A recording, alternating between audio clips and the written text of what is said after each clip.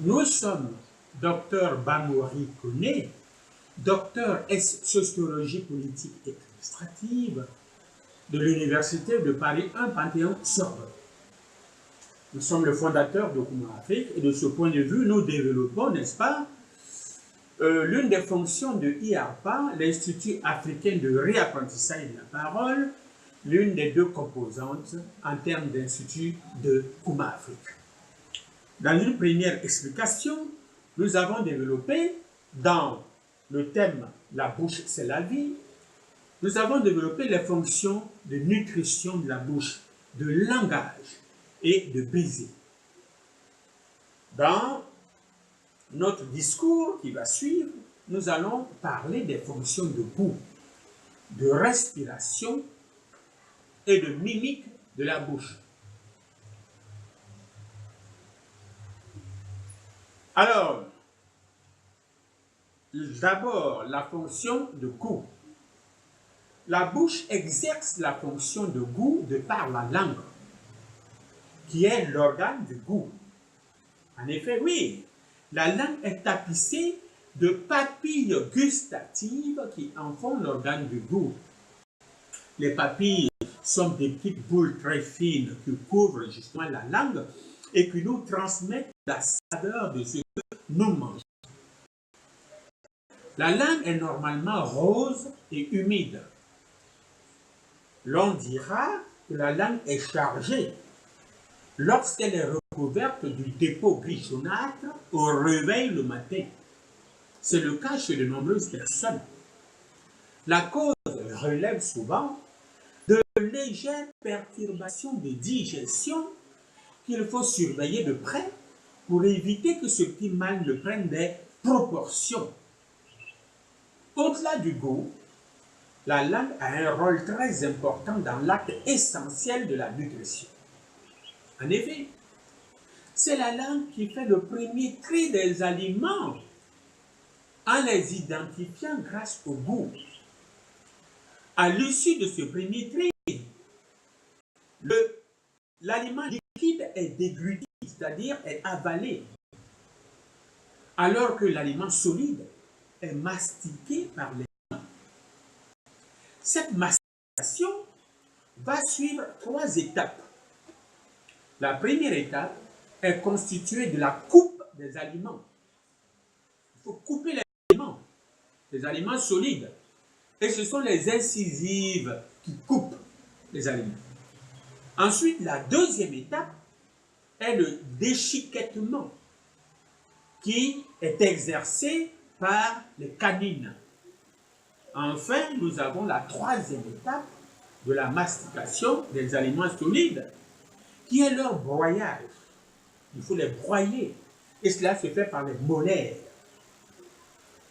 À la suite de la mastication, ce qui reste des aliments solides est malaxé par la langue, les joues et imbibé par la salive qui nous procure en réalité son premier temps de la digestion proprement dite en transformant justement les féculents.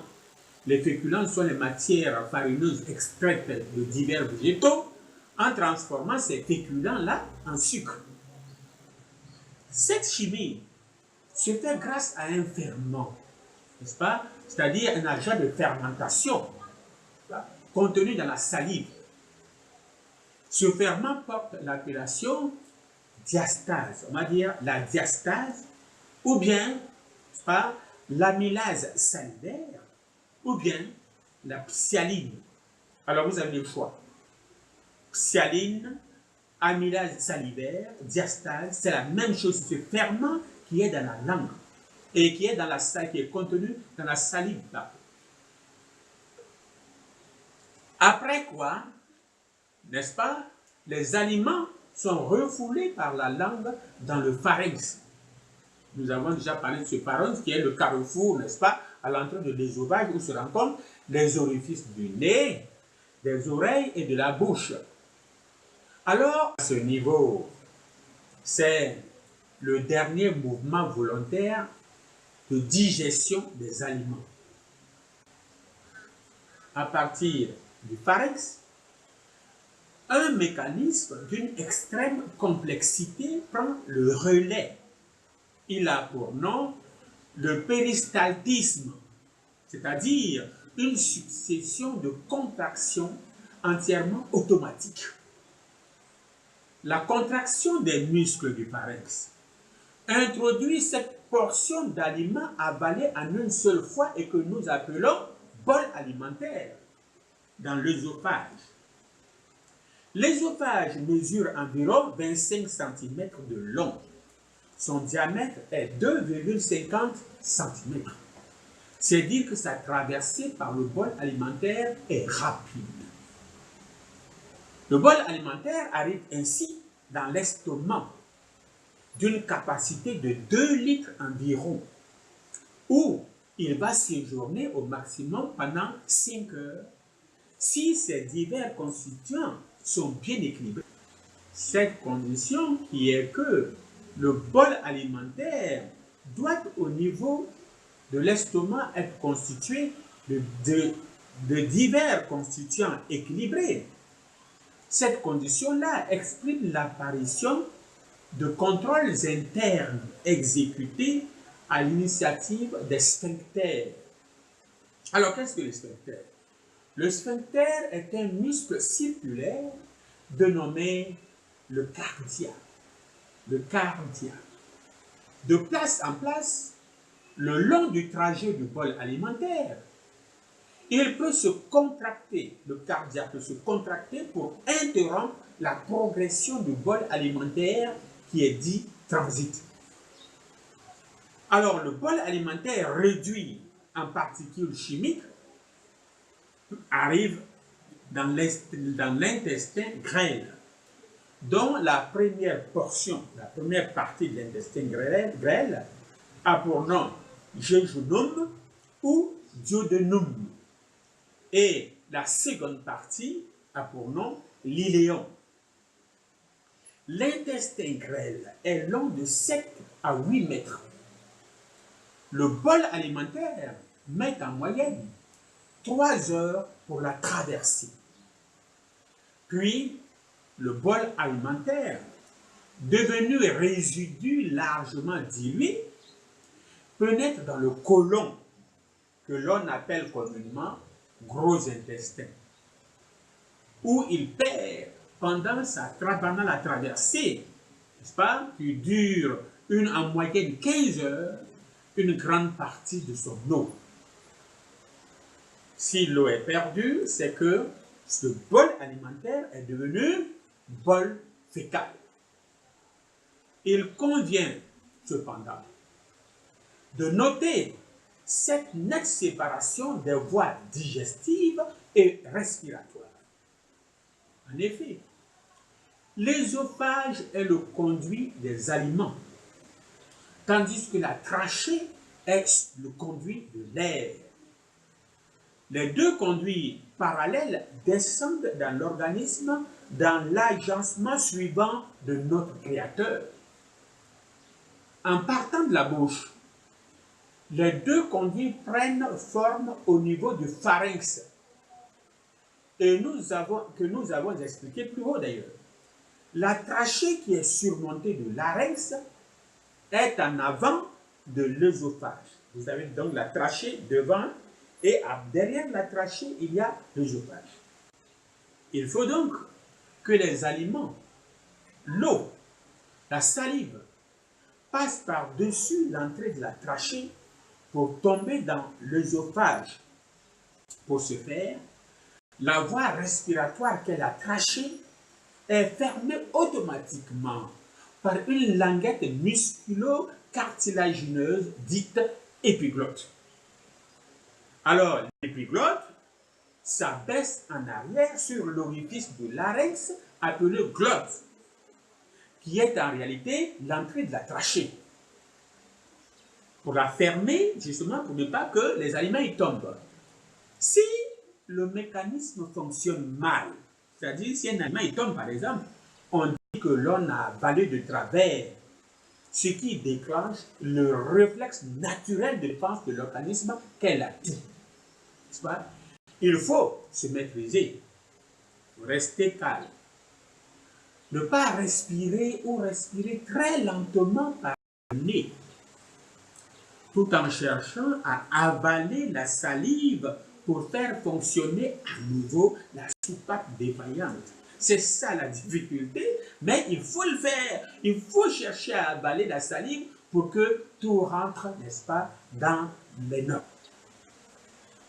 Alors, cela étant, cette fonction étant définie, nous passons à la fonction de respiration de la bouche.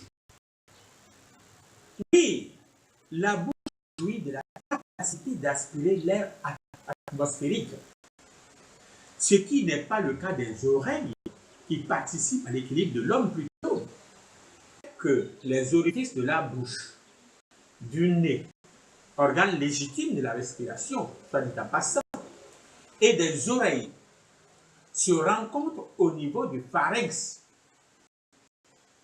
à partir duquel les aliments empruntent l'œsophage et l'air, la trachée, ce qui donne à la bouche la possibilité de suppléer le nez dans l'acte de la respiration. Mais cette suppléance est exceptionnelle par la volonté de notre Créateur, parce qu'elle est gênante même pour celui qui la pratique pour le plaisir. Il faut donc que le nez soit encombré, généralement par le rhume, pour recourir à la respiration buccale. Mais, à la différence du nez, qui porte des poils qu'on appelle les vibrisses, qui débarrassent l'air inspiré des poussières, la bouche, qui respire, apporte un nombre important de microbes contenus dans l'air. C'est là qu'intervient la salive, avec son ferment de protection qu'est la diastase, nous l'avons dit tout à l'heure, ou l'amylase salivaire, ou la psialine, pour détruire ces microbes-là. En tout état de cause, que la respiration soit nasale ou buccale, l'air expiré doit être toujours inodore, c'est-à-dire sans odeur. Si votre haleine porte une odeur, c'est que celle-ci provient d'altérations buccales. Voilà. Et de ce point de vue, il faut se pencher sur ces altérations pour trouver leur origine. Enfin, nous passons à la sixième fonction qu'exerce la bouche. La sixième et la dernière fonction de la bouche est la fonction de mimique, n'est-ce pas? Oui, les lèvres extrêmement mobiles sont l'organe majeur de la mimique.